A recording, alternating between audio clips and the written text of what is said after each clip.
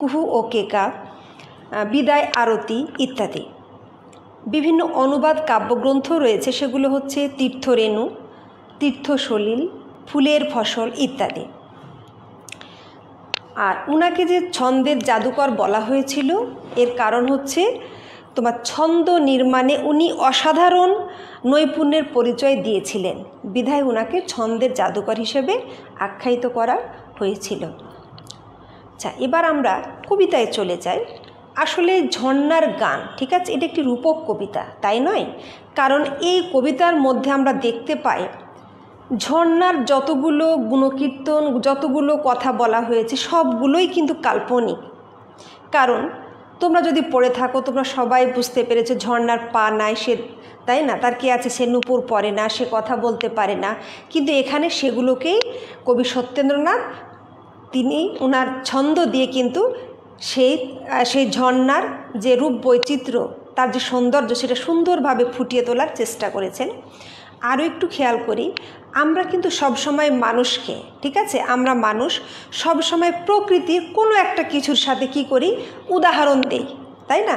যে হয়তো একটা মেয়ে খুব সুন্দর, তাকে আমরা বলি এই মেয়েটি চাঁদের মতো সুন্দর, তার মানে কি চাঁদ প্রকৃতি একটা, তাহলে প্রকৃতির সাথে আমরা সেটাকে তুলনা করি। কিন্তু এখানে আলোচ্য যে ঝর্ণার গানটা আমরা আজকে পড়ব, সেই ঝর্ণার গান কবিতাটি কিন্তু এটা একটা কি, তাই না, প্রাকৃতিক দৃশ্য না একটা? অবশ্যই এটা একটা প্রকৃতি। তাহলে প্রকৃতিটিকেই কিন্তু মানুষের সাথে তুলনা করা হয়েছে, এখানে উল্টোটি ঘটেছে, ঠিক আছে? তবে একটা জিনিস মনে রাখবো আমরা, সেটা হলো কি কবিতাটা পুরোটাই কাল্পনিক, ঠিক আছে? এই ভেবে আমাদের কবিতাটাকে সুন্দর করে মনোযোগ দিয়ে পড়তে হবে। এখানে ঝর্ণা, তার যে রূপ সৌন্দর্য, তার যে ধেয়ে চলা, এই জিনিসগুলাকে কবি সত্যেন্দ্রনাথ দত্ত ঝর্ণার ভাষায়, মনে হচ্ছে ঝর্ণাই যেন বলছে, ঠিক যেন ঝর্ণা কথা বলছে, তাহলে সেই ঝর্ণার ভাষায় কিন্তু উনি সুন্দরভাবে ফুটিয়ে তুলেছেন। আসো আমরা এখন কবিতায় যাই।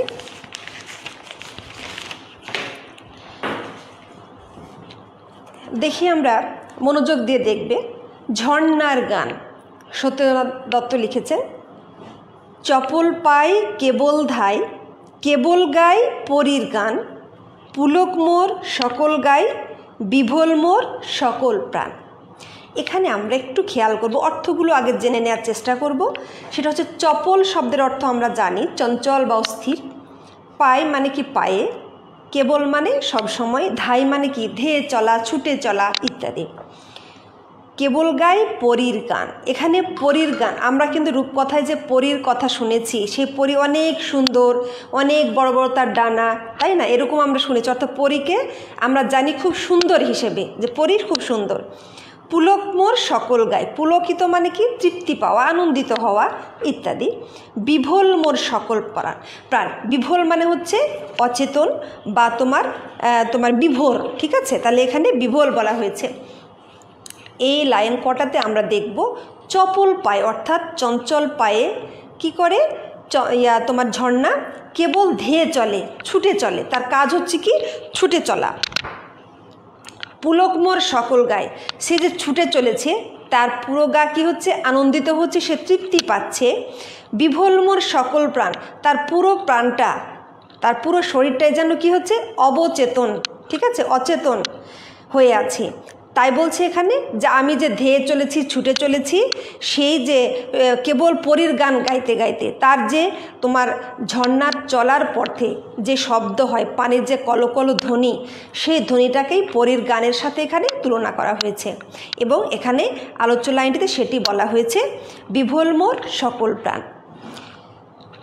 শিথিল সব শিলার পর, চরণথুই দোদুল মন, দুপুর ভোর ঝিঝির ডাক, ঝিমাই পথ ঘুমাই বন। শিথিল সব শিলার পর, শিথিল মানে কি, শিথিল মানে এখানে অলস বা অলস বোঝানো হয়েছে, অর্থাৎ তোমার নীরব একটা পাথর যেটা, সেটাকে সব মানে কি সেই শিলার উপরে, শিলা মানে পাথর, পর মানে কি শিলার অর্থাৎ পাথরের উপরে। চরণথুই দোদুল মন, তাহলে শিথিল সব শিলার পর, অর্থাৎ পাহাড় থেকে ঝর্ণা যখন আছড়ে নিচের দিকে পড়ে তখন সেখানে তো অনেকগুলো কি থাকে, শিলা বা পাথর থাকে, তাই না? সেই পাথরে কি হয়, সেই তার চরণ থুই দোদুল মন, সে পা রাখে, থুই মানে রাখি আমরা, দোদুল মন মানে চঞ্চল্য মন, দোটানা মন, তার যেদিক ইচ্ছা সে খুশি মতো, সে তার ইচ্ছে মতো সে ধেয়ে চলেছে। দুপুর ভোর ঝিঝির ডাক, ঝিমাই পথ ঘুমাই বন, অর্থাৎ সারা দুপুর ভর যেন ঝিঝি পোকার ডাক শোনা যাচ্ছে, সেখানে পথগুলো যেন ঝিমোচ্ছে, বন ঘুমিয়ে গেছে। কারণ কি? কারণ হচ্ছে সেখানে কি, পাহাড়ি ঝর্ণা যখন ছুটে চলে সেখানে কিন্তু লোকজন খুব একটা থাকে না, ঠিক আছে, তার আশেপাশের লোকজনের দেখা পাওয়া যায় না। তাহলে কি হবে, যখন নীরব নিস্তব্ধ হয়ে থাকে যে কোনো জায়গা, তখন কিন্তু যে কোনো পোকার ডাকটা, অর্থাৎ রাত্রিকালে আমরা যে কোনো স্তব্ধ হলে আমরা অনেক পোকার ডাক কিন্তু শুনতে পাই, সেটা দিনের বেলা শুনতে পাওয়া যায় না। তাহলে নিশ্চুপ হলে, প্রকৃতি যখন নিশ্চুপ হয়ে যায় তখন যে কোনো পোকার ডাক শুনতে পাওয়া যায়। তাহলে এখানে পাহাড়ি ঝর্ণা বলছে কি, দুপুর ভোর ঝিঝির ডাক, তাহলে ঝিঝি পোকার ডাক সে শুনতে পায়, পথগুলো যেন ঝিমাচ্ছে, বনগুলো ঘুমিয়ে গেছে, মানে সেখানে যেহেতু কোনো লোকজন নাই, সেখানে কোনো একদম চুপচাপ। বিজন দেশ কুজন নাই, নিজের পায় বাজাই তাল, একলা গায় একলা ধাই, দিবস রাত সাত সকাল। তাহলে এখানে খেয়াল করি, বিজন দেশ মানে জনশূন্য দেশ, সেখানে কোনো লোকজন নেই। তারপরে তোমার কুজন নাই, কুজন মানে পাখির ডাক, সেখানে কোনো পাখির ডাকও শোনা যায় না। নিজের পায়ে বাজাই তাল, তাহলে ঝর্ণা বলছে আমি যে ছুটে চলেছি, এই ছুটে চলাতে কি হচ্ছে, আমি নিজের তাল নিজেই বাজাচ্ছি, কারো প্রয়োজন আমার হয় না, আমি একলাই গেয়ে চলেছি, একলা গাই একলা ধাই, একলাই আমি গান গেয়ে চলেছি, একলাই ধাই মানে ছুটে চলা, আমি ছুটে চলেছি, সে কারো পরোয়া করে না, সে কারো জন্য অপেক্ষাও করে না। দিবস রাত সাত সকাল, তার কাজ হচ্ছে কি, সারাদিন রাত এই সকাল থেকে আরও এক সকাল পর্যন্ত তার কাজই হচ্ছে কি, ছুটে চলা, সে তার নিজের পায়ে নিজেই গান গাইতে গাইতে একলা ছুটে চলেছে। তাই বলছে এখানে, ঝুঁকিয়ে ঘাড় ঝুম পাহাড়, ভয় দেখায় চোখ পাকায়, শঙ্কা নাই সমান যায়। এই লাইনটা কিন্তু খুব সুন্দর, কয়টা লাইন দেখি আমরা। ঝুঁকিয়ে ঘাড় ঝুম পাহাড়, আচ্ছা, ঝুম পাহাড় মানে হচ্ছে কি, স্তব্ধ পাহাড়, অর্থাৎ পাহাড় তো কি, সেখানে তো চলাচল করে না, স্তব্ধ পাহাড়কে এখানে ঝুম পাহাড়ের সাথে তুলনা করা হয়েছে। ঝুঁকিয়ে ঘাড়, পাহাড় কি কখনো ঘাড় ঝুঁকাতে পারে? আমরা কি করি, আমরা অনেক সময় ছোট বাচ্চাদের ভয় দেখাই, অনেকভাবে ঘাড় বাঁকিয়ে চোখ রাঙিয়ে অনেকভাবে ভয় দেখাই, তাই না? তাহলে এখানে বলা হচ্ছে ভয় দেখায় চোখ পাকায়, পাহাড় কিন্তু কখনো ভয়ও দেখাতে পারে না, চোখও দেখাতে পারে না, কিন্তু এখানে রূপক অর্থে ব্যবহার করা হয়েছে। তাই বলছে, অর্থাৎ পাহাড়ি ঝর্ণা যে ছুটে চলেছে, পাহাড়ের চূড়াটা কি অনেক উঁচু, তাই না? তাহলে সেই যে উঁচু চূড়া, সেই উঁচু চূড়াগুলো একটু বাঁকানো থাকে, হয়তো বাঁকানো হয়ে থাকে, সেটা ঝর্ণা তাকে মনে করেছে যে পাহাড় সে কি ঘাড় ঝুঁকিয়ে দিয়েছে, এবং ঘাড় ঝুঁকিয়ে আমাকে ভয় দেখাচ্ছে, চোখ পাকাচ্ছে, শঙ্কা নাই সমান যায়। তারপরও দেখো কি বলা হচ্ছে এখানে, ঝর্ণা বলছে যে ঝুম পাহাড় আমাকে যে ঘাড় ঝুঁকিয়ে ভয় দেখাচ্ছে, তাতে কোনো সমস্যা নাই, শঙ্কা নাই, আমি কোনো কিছুই কেয়ার করি না, আমি সমান যাই, আগে যেমন যাচ্ছিলাম এখনও যাচ্ছি। তাহলে তার ছুটে চলাটা কি, এক গতিতেই কিন্তু সে ছুটে চলেছে, কাউকে কোনো সে ভয় পায় না, যতই পাহাড় তাকে ভয় দেখাক চোখ পাকাক তাতে তার কিছু আসে যায় না। টগর ফুল নূপুর পায়, তাহলে এখন খেয়াল করি আমরা, ঝর্ণা কিন্তু পায়ে নূপুরও পড়তে পারেন, তার পায়ে তো নেই, তাই না? তাহলে সে নূপুর কোথা থেকে পড়বে, কিন্তু সেটাও কিন্তু এখানে ব্যবহার করা হয়েছে। তাহলে তোমার পাহাড়ি ঝর্ণা যখন ছুটে চলে, তার আশপাশে কিন্তু অনেকগুলো ফুলের গাছ থাকে, অনেকগুলো উদ্ভিদ থাকে, সেখানে সেই ফুলের মধ্যে একটি ফুলকে বেছে নেওয়া হয়েছে, সেটা হচ্ছে টগর ফুল। ঝর্ণা যখন ছুটে চলেছে, তখন যে পানির ছিটাগুলো চারপাশে চলে, সে যখন আছড়ে চলে, ধেয়ে চলে, বিভিন্নভাবে সে চলে থাকে, তখন কিন্তু পানির যে রোদের আলো পড়ে, সে তখন যে একটা তোমার সুন্দর একটা দৃশ্য সৃষ্টি হয়, সেইটাকেই সে টগর ফুল হিসেবে ব্যবহার করা হয়েছে এখানে, এবং নূপুরের সাথে তুলনা করা হয়েছে। তাহলে নিশ্চয় আমরা বুঝতে পারছি এখানে কি বলা হয়েছে, ঠিক আছে? এবার কোন গিরির হিমললার ঘামলো মোর উদ্ভবে, কোন পরী টুটলোহার কোন নাচের উৎসবে। আচ্ছা, এখন কোন গিরির হিম ললাট? গিরি মানে হচ্ছে কি পাহাড়, হিম মানে হচ্ছে বরফ বা ঠান্ডা, ললাট মানে হচ্ছে কপাল। ঘামলো মোর উদ্ভবে, উদ্ভব মানে হচ্ছে আবির্ভাব। তাহলে ঝর্ণা বলছে এখানে, নিশ্চয় ঝর্ণা কি হয়, কিভাবে সৃষ্টি হয়? আমরা তো জানি যে পাহাড়ের কি চূড়া থেকে তোমার বরফ গলে তখন যে ঝর্ণা সৃষ্টি হয়, তখন কি ঝর্ণা এটাকেই বলছে যে কোন গিরির হিম ললাট, কোন পাহাড়ের ললাট ঘেমে আমার উদ্ভবটা হয়েছে। ঠিক আছে, কোন পরীর টুটলোহার, কোন নাচের উৎসবে।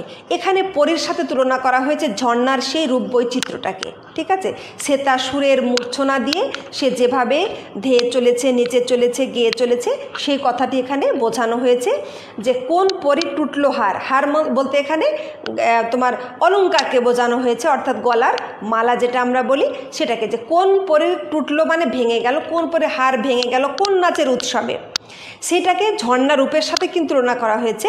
তাই বলছে এখানে যে কোন নাচের উৎসবে কোন পরীর কিন্তু হার ভেঙে গেছে। খেয়াল নাই নাই রে ভাই, পাইনি তার সংবাদী, ধাই লীলায় খিলখিলাই, বুলবুলির বোলসাথী। এখানে সুন্দর কয়টা লাইন। খেয়াল নাই অর্থাৎ কি, আমি কোনো দিকেই খেয়াল করি না, আমার কাজ হচ্ছে ছুটে চলা, আমি সব সময় কি ছুটে চলি। ঠিক আছে, সে তাই তো, সে পাহাড়ের চূড়া থেকে বেয়ে তার কাজই হচ্ছে কিন্তু উঁচু থেকে নিচের দিকে কি ধাবিত হওয়া, এবং যে কোনো সময় সে তার ইচ্ছে মতো সে ধেয়ে চলে, কখনো জোরে, কখনো আস্তে, কখনো সে ছিটকে যায়, এভাবে কিন্তু সে ছুটে চলে। তাহলে এখানে পাইনি তার সংবাদই, তাহলে কিসের সংবাদ, মানে চারপাশে কি কোথায় ঘটছে ঝর্ণার কোনো খেয়াল নাই। ঠিক আছে, সে তার নিজের গতিতেই কিন্তু সে ছুটে চলেছে। ধাই লীলায় খিলখিলায়, বুলবুলির বোলসাথী। বুলবুলি কিন্তু এক ধরনের ছোট্ট পাখি, তার কথাগুলো কিন্তু খুব মিষ্টি। এখানে সেই বুলবুলির মিষ্টি কথার সাথে কি ঝর্ণার তুলনা করা হয়েছে, যে ঝর্ণাকে যে বুলবুলির মতো কথা বলতে বলতে আমি কি করি, উপর থেকে নিচের দিকে ছুটে চলি, ধেয়ে চলি, দৌড়াই সব সময়। ঠিক আছে, তাহলে আমার চারপাশে কারো দিকে কোনো কি তাকানোর সময় নেই, আমি নিজেই একলাই গাই, একলাই ধাই, নিজের গতিতে আমরা ছুটে চলি। বনঝাউয়ের ঝোপগুলোই কালসারের দলচরে, শিংশিলায় শিলার গায়ে ডালচিনির রং ধরে। আচ্ছা, বনঝাউয়ের অর্থাৎ সেই পাহাড়ি ঝর্ণা যে নিচের দিকে ধাবিত হচ্ছে, ছুটে চলেছে, সেখানে আবার অনেকগুলো তোমার ঝোপঝাড় থাকে, সেখানে ঝাউ বনের কথা বলা হয়েছে। সেই ঝোপে আবার কালসারের দলচরে বলা হয়েছে। কালসার মানে বলা হচ্ছে এখানে এক ধরনের বুনো হরিণ। ঠিক আছে, তাহলে সেই বুনো হরিণ সেখানে চলাচল করে, ছোটাছুটি করে। শিংশিলায় শিলার গায়ে, তাহলে হরিণের যে শিং রয়েছে সেই শিংটা কি, তাহলে পাহাড়ি ঝর্ণা যে ছুটে চলেছে নিচের দিকে, সেখানে কিন্তু কি থাকে, শিলা থাকে, পাথর থাকে।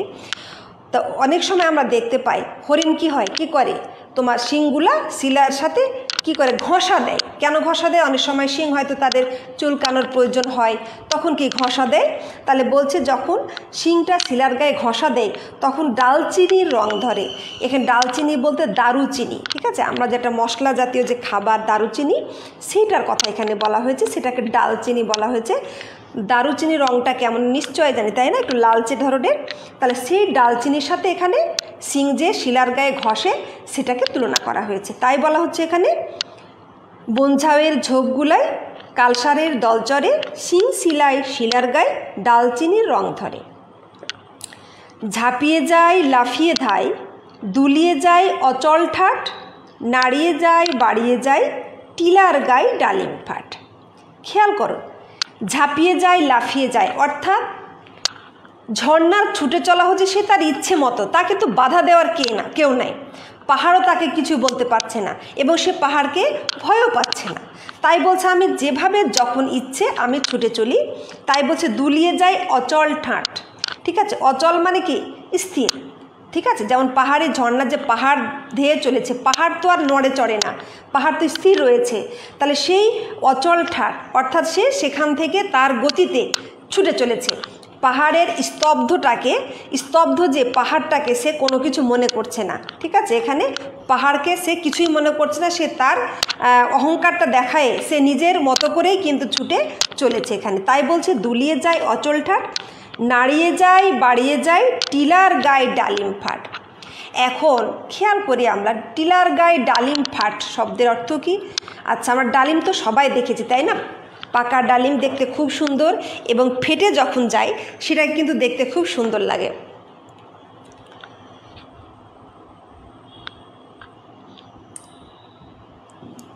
তাহলে টিলার গায়ে ডালিম ফাট, তাহলে যদি ডালিমের দানাগুলো লাল টুকটুকে থাকে, তাই না, এবং সেই ডালিমটা যদি তোমার চৌচির হয়ে ফেটে থাকে, আমরা অনেক সময় বাসায় কি ডালিমটা যখন কাটি তখন কিন্তু সেটাকে 4 ভাগ করে এরকম করে ফেলি, তাহলে সেই অবস্থাটা দেখতে কি সুন্দর লাগে না? তাহলে এখানে বলা হচ্ছে টিলার গায়ে ডালিম ফাট। টিলা বলতে কি? পাহাড়, ছোটো পাহাড় অর্থাৎ যে পাথরের যে পানি পড়ে সেটাকে বোঝানো হয়েছে। তাহলে নাড়িয়ে যায় বাড়িয়ে যায়, ঝর্ণা যখন তার আপন গতিতে বিভিন্নভাবে নাড়িয়ে যায় বাড়িয়ে যায়, সে যখন তার নিজস্ব ছুটে চলে, কোনো দিকে সে খেয়াল করে না, তখন সেই পানিটা যখন সেই টিলা অর্থাৎ পাথরের উপরে পাহাড়ের এখানে কোনো দিকে ধাক্কা লেগে যখন কি হয়, ছিটকে যায় পানিটা, ঠিক আছে? পানিটা ছিটকে গেলে কি হবে? এইটুকু পানি ছিটকে গেলে অনেক দূর নিয়ে কি হবে? বিস্তারিত হবে। এই যে এটাকে কিন্তু ডালিম ফাটার সাথে তুলনা করা হয়েছে এবং ঝর্ণা কিন্তু এভাবেই ধেয়ে চলে, তাই বলা হচ্ছে টিলার গায়ে ডালিম ফাট, অর্থাৎ ডালিম ফাটার মতো সে কি ছিটকে যায়। শালিক সুখ বুলাই মুখ, থল ঝাঁঝির মখমলে, জরির জাল আংরা খাই, অঙ্গমোর ঝলমলে। শালিক হচ্ছে এক ধরনের পাখি, তোমরা সবাই চেনো। সুখ হচ্ছে টিয়ে পাখি। তাহলে শালিক সুখ বুলাই মুখ মানে মুখ দিয়ে থাকে কোথায়? থল ঝাঁঝির মখমলে। থল মানে হচ্ছে স্থল, এখানে থলকে স্থল বোঝানো হয়েছে। আর ঝাঁঝি বলতে এখানে আসলে এক প্রকার জলজ গুল্ম উদ্ভিদকে বোঝানো হয়েছে। তারপরে হচ্ছে কি বহুদিন ধরে জমে থাকা শ্যাওলাকেও বলা হয়ে থাকে এখানে। যেমন পাহাড়ি ঝর্ণা নিরন্তর গতিতে তার কাজই হচ্ছে ছুটে চলা। তাহলে যখন নিচের দিকে যে পাহাড় থাকে বা শিলা থাকে তার উপরে কি সে পানিটা প্রবাহটা যখন চলতে থাকে তখন সেখানে কি হয়, অনেকগুলো শ্যাওলা কিন্তু জমতে থাকে এবং শ্যাওলা জমে জমে সেখানে খুব সুন্দর কি নরম অর্থাৎ মখমলের মতো কি তৈরি হয়ে যায়। সেখানে মখমল হচ্ছে কি নরম কাপড় এক ধরনের, যেটা নাড়তে খুব ভালো লাগে। তাহলে থল ঝাঁঝির মখমলে, তাহলে এখানে কিন্তু এই যে তোমার শ্যাওলাটা জমে যাচ্ছে অনেক দিনের, সেটাকে কিন্তু এখানে থল ঝাঁঝির মখমলের সাথে তুলনা করা হয়েছে। জরির জাল আংরা খায়, আংরাখা বলতে হচ্ছে লম্বা ঢিলা পোশাক। জরির জাল ওই যে বললাম যে পাহাড়ি ঝর্ণা ছুটে চলার সময় যখন সে নাড়িয়ে যায় বাড়িয়ে যায় আপন গতিতে এদিক ছুটছে ওই দিক ছুটছে, তখন কি তার পানিটা ছিটকে যাচ্ছে এবং সেখানে যখন রোদের আলো পড়ে তখন কি সেখানে একদম ঝিকমিক করে ওঠে, ঝলমল করে ওঠে। তাই সেইটাকে কিন্তু এখানে জরির জালের সাথে তুলনা করা হয়েছে। সেই বলা হচ্ছে জরির জাল আংরা খায়, যে মনে হচ্ছে আমার কি শরীরটা তোমার লম্বা ঢিলা পোশাক জরির জাল, সে যে ঝিকমিক করে ঝলমল করে সেটাকে বলছে অঙ্গমোর ঝলমলে, আমার শরীরটা যেন ঝলমল করে। এবার আমরা দেখি ঝর্ণা কি বলছে। নিম্নে ধাই শুনতে পাই, ফটিক জল হাঁকছে কে, কণ্ঠাতেই তৃষ্ণা যার, নিকনাসেই পাকছে কে।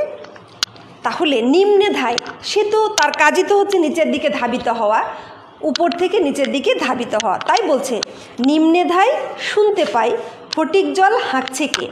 তার নিচে যখন সে চলে যাচ্ছে তখন সে শুনতে পাচ্ছে ফটিক জল বলে কেউ যেন কিছু বলছে, হাঁকছে। তাহলে ফটিক জল কিন্তু এক ধরনের পাখি, যেটাকে বলা হয় তোমার চাতক পাখি, ঠিক আছে? তাহলে এই পাখির একটা বিশেষত্ব হলো এই পাখি তোমার বৃষ্টির পানি ছাড়া কিন্তু অন্য কোনো পানি খায় না। যখন সে পিপাসা পায় সে আকাশের দিকে মুখ করে সে ফটিক জল শব্দে কিন্তু ডাকতে থাকে। তাই বলছে এখানে নিম্নে ধাই শুনতে পাই, ফটিক জল হাঁকছে খেয়ে, কণ্ঠাতেই তৃষ্ণা যার, নিকনাসেই পাকছে ছেকে। তার মানে এখানে তোমার ঝর্ণা কিন্তু একটু রাগান্বিত, মানে রাগান্বিত বলতে অতি যে রাগান্বিত সেটাও কিন্তু না, জাস্ট তোমার সেই হাঁকছে কে সেই পাখিটার সাথে তার সামান্য খুনসুটি বলা যায় আর কি। সে বলছে যে যদি তার গলাতে এত তৃষ্ণা থাকে, কণ্ঠাতে বলতে তার গলায় যদি এত তৃষ্ণাই থাকে, তাহলে সে নিক না আমার এই যে ঝর্ণা যে বয়ে চলেছে আমার এখান থেকে পানি, সে ছেঁকে নিক, পাক মানে হচ্ছে কাদা, তাই বলছে নিকনাসেই পাক ছেঁকে। তাহলে এত যদি তার পিপাসা পেয়ে থাকে, ফটিক জল না করে আমার এই পানিটাই তো সে পাক ছেঁকে নিয়ে নিতে পারে। যদি তার এতটাই গলায় তৃষ্ণা থাকে, সে একটু কিছুটা রাগত সুরে সে বলছে। আবারও বলছে ঝর্ণা, দেখো, গরজ্জার জলসেচার পাতকুয়ায় যাকনা সেই, সুন্দরের তৃষ্ণা যার আমরাধায় তার আসেই। তাহলে এখানে গরজ মানে হচ্ছে ইচ্ছা, তাহলে যার ইচ্ছা জল সেচার মানে জল সে নিবে, জল নেয়ার ইচ্ছা, জল খাওয়ার ইচ্ছা, তাহলে সে তাকে কি করতে হবে? পাতকুয়ায় যাক না। যদি সে আমার এখানের পানি যদি সে পছন্দ না করে, তার যদি ভালো না লাগে, তাহলে সে পাতকুয়ায় চলে যায়। পাতকুয়া নিশ্চয়ই তোমরা চেনো, গ্রামের দিকে ছিল, তাই না? সে কুয়া থেকে আগের সময় বালতিতে করে দড়ি বেঁধে পানি তোলা হতো, এখন কিন্তু এগুলো দেখতে পাওয়া যায় না। সেই পাতকুয়ার কথাই কিন্তু এখানে বলা হয়েছে যে পাতকুয়ায় যাক না সে। তাহলে পাহাড়ি ঝর্ণা এখানে সেই চাতক পাখির উপরে খুনসুটি করে কথাগুলো বলে যাচ্ছে। সুন্দরের তৃষ্ণা যার আমরাধায় তার আসে। এখানে সুন্দর দুটো লাইন। ঝর্ণা বলছে কি, যারা সৌন্দর্য ভালোবাসে, যারা সৌন্দর্য পিপাসু, যারা প্রাকৃতিক সৌন্দর্যের মর্ম বোঝে, আমরা কিন্তু তার আশাতেই কি করছি? ছুটে চলেছি, তাই না? তোমরা অনেক সময় সিলেটের মাধবকুণ্ড গিয়েছো, যদি যেয়ে থাকো তাহলে সেই দৃশ্য কিন্তু নয়নাভিরাম দৃশ্য দেখে এসেছো, তাই না? যে পাহাড় থেকে ঝর্ণা যেভাবে ছুটে চলে, তার গতিপথ কেমন, তার চারপাশের অবস্থাটা কেমন, এবং অনেক মানুষ কিন্তু সেটা দেখার জন্য কিন্তু আমরা যাই, যে আমরা সেই দৃশ্যটা দেখে আসবো। অনেক সময় আমরা ঝর্ণার পাশে ছবি তুলে নিয়ে আসি, তাই না? তাহলে অবশ্যই ঝর্ণা সুন্দর বলেই তো আমরা সেই কাজটা করি। আর ঝর্ণার কথা হচ্ছে কি, যে আমরা কার আসে ধেয়ে চলেছি? যারা সৌন্দর্য পিপাসু, যারা সুন্দর ভালোবাসে, যারা সুন্দরের মর্ম বুঝতে পারে, আমরা তার আশাতেই কিন্তু ছুটে চলেছি, ধেয়ে চলেছি। তার খোঁজেই বিরাম নেই বিলাইতান তরল শ্লোক, চকর চাই চন্দ্রমায়, আমরা চাই মুগ্ধ চোখ। তাহলে তার খোঁজেই বিরাম নেই। কার খোঁজে? ওই যে সেই সৌন্দর্য পিপাসু লোকের খোঁজে। তার খোঁজে বিরাম নেই মানে কি, আমরা কোনো সময় কি আমার কোনো রেস্ট নেই, কোনো আরাম নেই, আমি সব সময় ছুটেই চলেছি। কার খোঁজে? তার খোঁজে যে আমাকে ভালোবাসে, যে আমার সৌন্দর্যকে ভালোবাসে। বিলাইতান তরল শ্লোক, তান মানে সুর, আর তরল মানে হচ্ছে পানি, আর শ্লোক মানে কবিতা।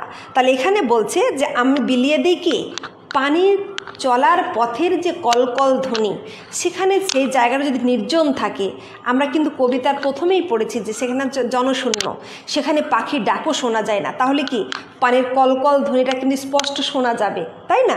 তাহলে এখানে বলছে আমরা সেই তরল অর্থাৎ পানির যে শ্লোক, যে কবিতার সুরটা আমরা কি বিলিয়ে দেই। চকর চাই চন্দ্রমায়, চকর হচ্ছে এক ধরনের পাখি, অর্থাৎ চকর এখানে কি চাঁদের আলো পান করে, এরকম এখানে রূপকর্থে ব্যবহার করা হয়েছে। আমরা চাই মুগ্ধ চোখ, সেই মুগ্ধ চোখটাই আমরা চাই। চকর যেমন চাঁদের দিকে চেয়ে থাকে, আমরা সেই মুগ্ধ চোখ অর্থাৎ সেই চোখগুলোই আমরা চাই যে তারাও কিন্তু আমার দিকে কি করবে, সেই মুগ্ধ চোখে চেয়ে থাকবে। ঠিক আছে? তাহলে আমরা যে ঝর্ণার গান কবিতাটা আসলেই পড়ছি, খুব সুন্দর, তাই না? অতি সুন্দর কবিতা একটা। ঝর্ণা আসলে কথা বলতে পারে না, ঝর্ণার পা নেই, ঝর্ণা নুপুর পড়তে পারে না, ঝর্ণা কথা বলতে পারে না, কিন্তু এখানে সত্যেন্দ্রনাথ দত্ত কি করেছেন, তার ছন্দের জাদু দিয়ে সত্যি সত্যি কিন্তু মনে হচ্ছে ঝর্ণাকে কথা বলাচ্ছেন, তাই না? তাহলে এটা আমরা কিন্তু প্রথমে আমি কথাটি বলেছি যে আসলে কবিতাটা কিন্তু কাল্পনিক, এই ভেবেই কিন্তু আমাদের এগোতে হবে এবং সেটাকে আমাদের মাথার মধ্যে নিতে হবে। ঠিক আছে? চপল পাই কেবল ধাই, উপল ঘাই দি ঝিলিক, দুলদুলাই মন ভোলাই, ঝিলমিলাই দিক বিদিক। তাহলে এই শেষের যে চারটা লাইন, এই লাইন দুটো কিন্তু এই লাইন চারটা খুব সুন্দর। চপল পাই কেবল ধাইটা আমরা প্রথম লাইনেই কিন্তু পড়েছি। চঞ্চল পাই আমরা কি, আমাদের কাজই হচ্ছে ছুটে চলা, ধেয়ে চলা। উপল ঘাই দি ঝিলিক, উপল ঘাই, ঘাই মানে কি আঘাত। তাহলে পাথরের উপরে আমরা যখনই আছড়ে পড়ি তাহলে কি হয়, সেটা আবার পানিটা ছিটকে গেলে সেখানে কি, এবং রোদের আলো পড়লে সেখানে একটা ঝিলিকের মতো দেখা যায়। তাই বলছে উপল ঘাই দি ঝিলিক, দুলদুলাই মন ভোলায়। তাহলে আমরা কি দুলদুলাই মানে তাদের যে দোদুল্য মন, সে কী করে, মন ভোলায় কাদের, সেই যে সৌন্দর্য পিপাসু মানে মানুষ যারা সৌন্দর্য ভালোবাসে, তোমার প্রাকৃতিক দৃশ্যকে ভালোবাসে, তাদের কি মনটাকে ভুলিয়ে থাকে। ঝিলমিলাই দিক পিদিক, এবং তারা বিভিন্ন দিকে ছড়িয়ে দেয়, তাদের আলোটাকে, তাদের সুরটাকে, তাদের যে সুরের মূর্ছনা তারা সব দিকে বিলিয়ে দেয়। কাদের জন্য? যারা সৌন্দর্য পিপাসু, যারা সৌন্দর্য ভালোবাসে তাদের জন্য। ঠিক আছে, তাহলে এই কবিতাটা দেখলে আমরা অনেক বড়ই কিন্তু কবিতা, যদিও কবিতাটা বড় কিন্তু তার মধ্যেও এখানে আমাদের বোঝা তেমন কোনো কঠিন নয়, কারণ এটা রূপক একটা কবিতা। এবং আমরা আগেই বললাম ঝর্ণার কিন্তু তোমার কি নেই, পা নেই, কথা বলতে পারি না, নুপুর নেই, এগুলো নেই।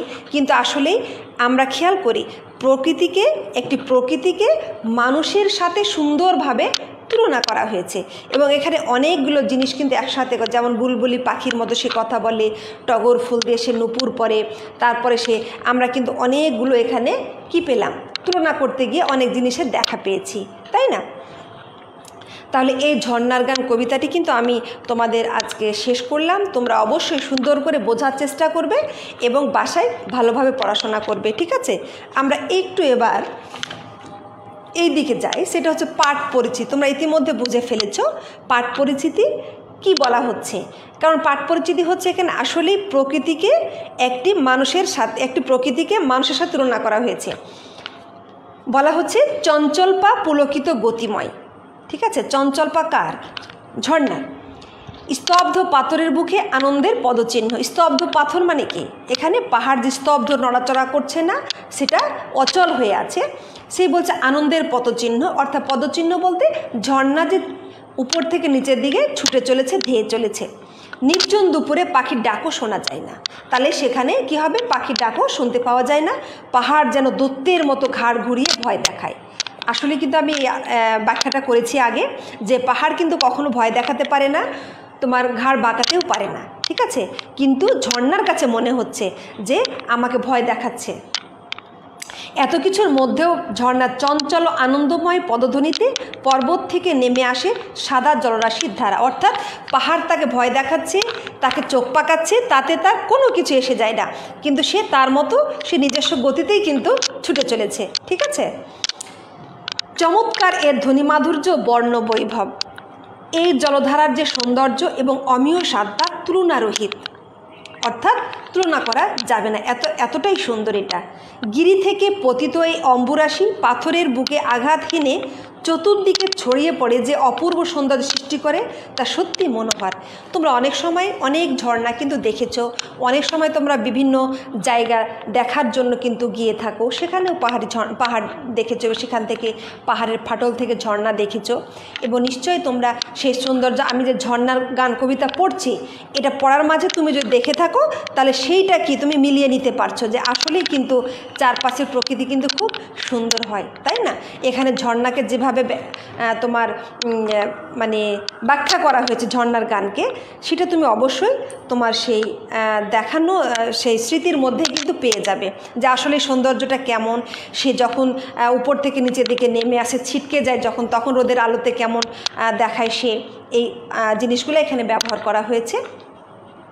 আজকে তাহলে আমরা ঝর্ণার গান কবিতাটা শেষ করে ফেললাম। তোমরা সুন্দর করে পড়াশোনা করবে এবং অবশ্যই তোমরা কি করবে, আমি আবারও বলি, কমেন্ট বক্সে তোমরা অবশ্যই নামরুল শ্রেণী শাখা লিখতে ভুলবে না। তুমি যখন সুযোগ পাবে তখনই কিন্তু ক্লাসটি দেখে নেবে। ঠিক আছে, আর আরও একটা বিষয়, আবারও স্বাস্থ্যবিধির কথা আমি বলছি, তোমরা অবশ্যই স্বাস্থ্যবিধি মেনে চলবে এবং বাইরে অপ্রয়োজনে কেউ বের হবে না, বাসাতেই থাকবে। ঠিক আছে, তাহলে আজকে এ পর্যন্তই। সবাই ভালো থাকবে, সুস্থ থাকবে। আল্লাহ হাফেজ।